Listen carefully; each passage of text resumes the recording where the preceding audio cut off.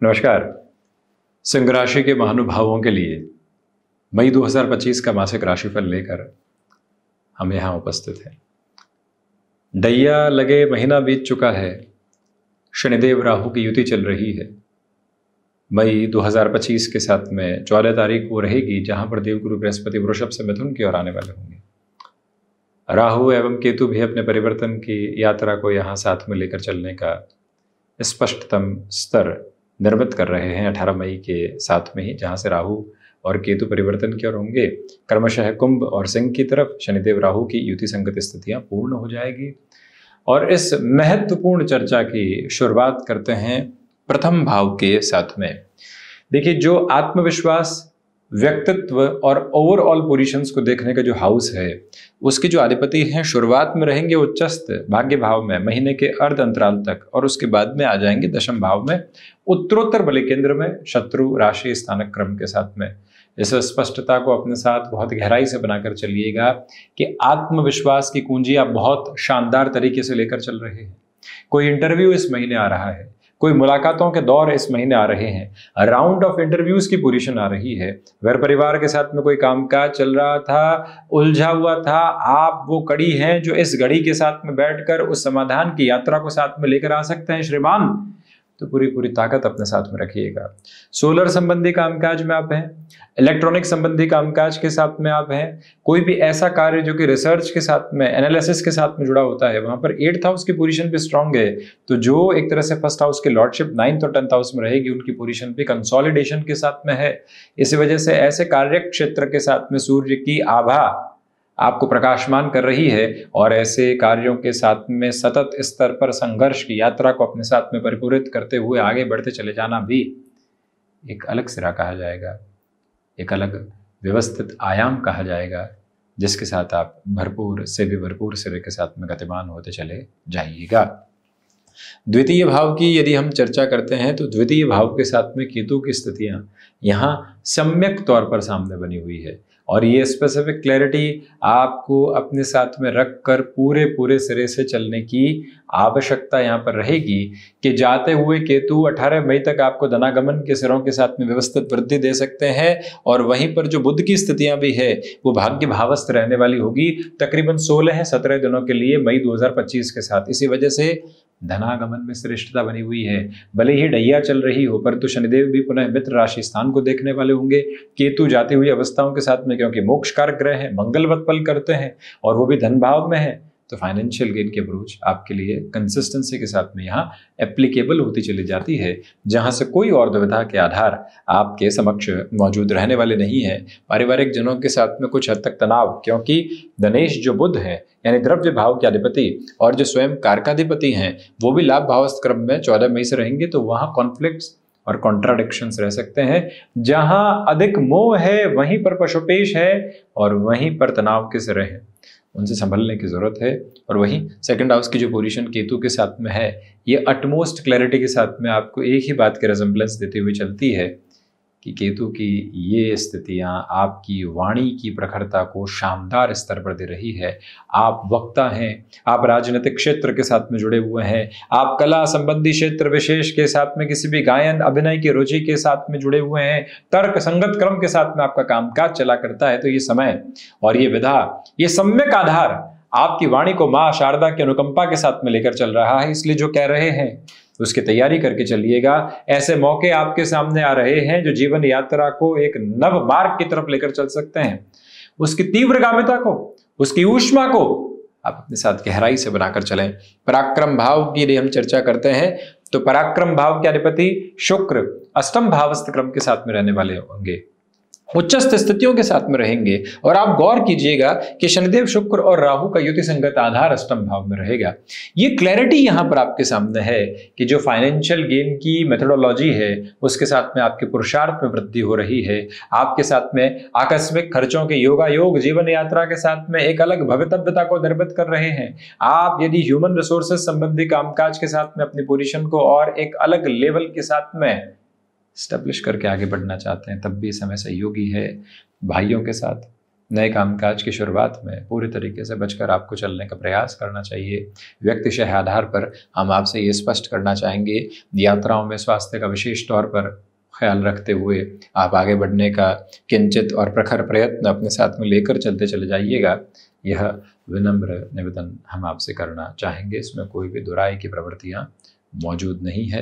यह स्पष्टता बारंबार अपने साथ बनाकर चलें कि आपके लिए इंटीरियर संबंधी कामकाज में नव विकल्प एवं नव संकल्पों के मार्ग माध्यम स्पष्ट तौर पर निकल कर आने का कार्य कर सकते हैं।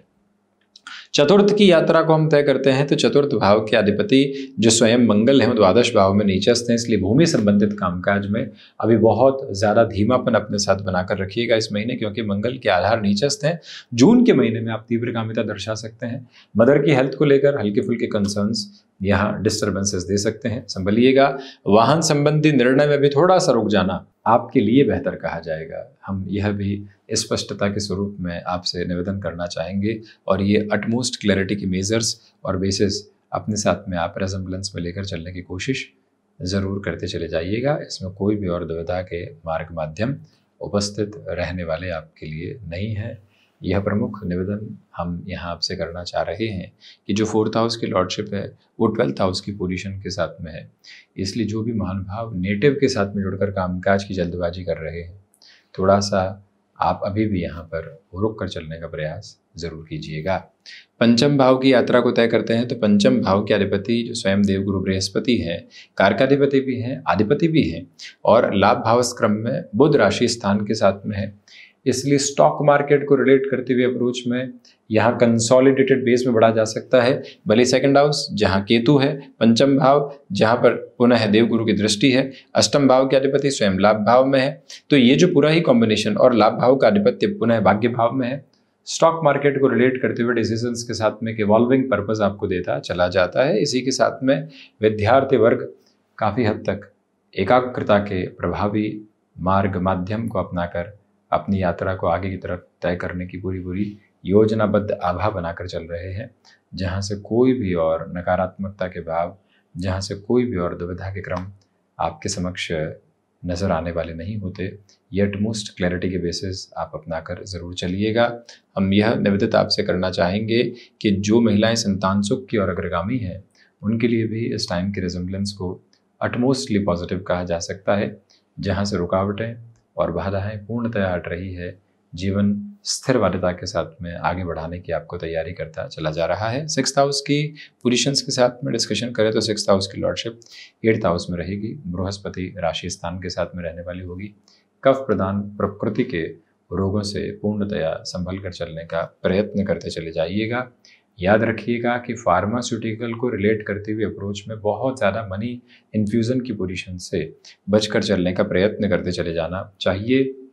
और वहीं यह स्पष्टता भी अपने साथ में बारंबार रेखांकित करके चलने का प्रयास करें कि इस समय की चलती हुई आभा के साथ में आपके लिए कार्यों की प्रतिध्वनि कहीं पर भी रुकती नहीं है, दुराव नहीं लेकर आती, कहीं पर भी पशुपेश के संज्ञा का आधार नहीं बनाती। ये अटमोस्ट क्लैरिटी के बेसिस अपने साथ में आप ज़रूर अपनाकर चलते चले जाइएगा।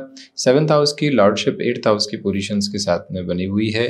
ये क्लैरिटी है कि व्यापारिक जीवन के साथ में आपके लिए तीव्रगामिता के पूरे स्पष्टतम क्रम साथ साथ में नजर आते हैं। ये वो समय अंतराल है जहां तृतीय केंद्र के अधिपति अष्टम भावस्थ क्रम के साथ में रहने वाले होंगे। इसी वजह से यहाँ पर आपको मैन्युफैक्चरिंग संबंधी कामकाज में बहुत ज़्यादा संभलना चाहिए। गृहस्थ पक्ष के साथ सामंजस्य बनाने में कुछ हद तक दुविधाओं के क्रम सामने निकल कर आ सकते हैं, उससे भी पूर्णकालिक तौर पर संभल कर चलने का यत्न और प्रयत्न करते चले आप जाइएगा। यह भी विनम्र निवेदन आपसे हम करना चाहेंगे। वहीं जो अष्टम भाव की यात्रा को तय करें तो शनिदेव अष्टम भावस्थ है। रिसर्च संबंधी कामकाज में बेटरमेंट है। अष्टमेश लाभ भाव में है, पुनः मंगल नीचस्थ है।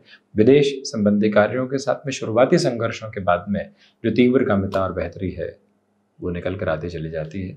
वहाँ से कोई भी दुविधा के सम्यक आधार आपके समक्ष नजर आने वाले नहीं होते। ये क्लैरिटी अपना कर चलिएगा कि शुक्र शनिदेव और राहु अष्टम भावस्थ क्रम में है और वहीं जो स्वयं अष्टमेश है वो लाभ भाव में है।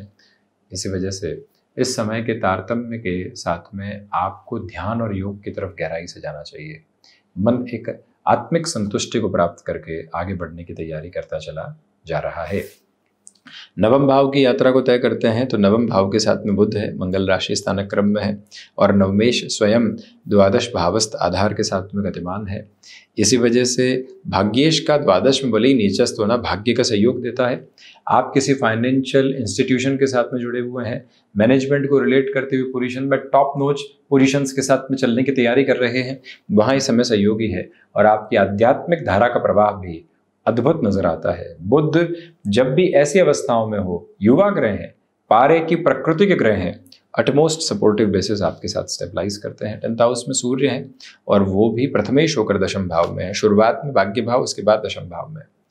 भागदौड़ भरपूर बनी हुई है, परंतु सर्वमान्य संतुष्टि के आधार क्रम भी आप अपने साथ में निक्षेपित करके आगे बढ़ाने की स्वयं को तैयारी करते चले जा रहे हैं।